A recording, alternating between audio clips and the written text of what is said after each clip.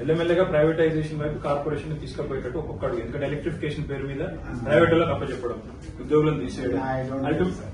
You don't think you know, you don't know. No, I will not agree. No, that's what I'm saying. Maybe you don't know, but it looks like it's a conspiracy. ఇప్పుడు car privatise చేసిండ్రు, electrification పేరు మీద privatise చేస్తున్నారు, next RTC privatise చేస్తారు. Automatic ఒకటి ఏం చెప్తున్నారు, దీనికి నష్టాలు ఉన్నాయి. ఫ్రీ బస్సు పెట్టి లాభాలు వచ్చినాయని మీరే చెప్తారు, గవర్నమెంటే చెప్పారు. వాళ్ళు ఇప్పుడు నష్టాలు వచ్చినాయని చెప్తున్నారు. నష్టాల పేరు మీద ప్రైవేటైజేషన్ కార్గోని ఇచ్చేసినారు. కార్గో తర్వాత నెక్స్ట్ ఎలక్ట్రిఫికేషన్, ఆ తర్వాత మొత్తం ఆర్టీసీ. ఏమైతుంది నెక్స్ట్? అల్టిమేట్ గా స్టేట్ మొత్తం ప్రైవేటైజేషన్ మీ అసంప్షన్ అంతేగాని అటువంటి ఆలోచన ద్వంద్వంగా రాసి చేయండి. మరి లేదు ప్రైవేటైజ్ చేయమని రాసి చేయండి. మీరు చెప్తారు కదా లేదని రాసి చేయండి. నేను లేదు చేయండి టుడే ఇప్పుడు వరకు నేను అర్థం చేసుకోవాలి అటువంటి ఆలోచన.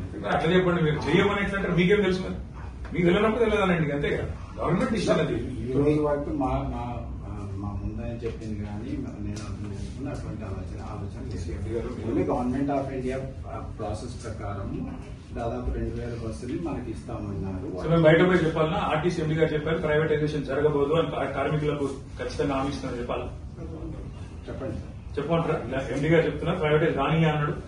కంపల్సరీ ఉంటుంది, ఆర్టీసీ ఉంటుంది. చెప్పాలి, చెప్పండి. సరే.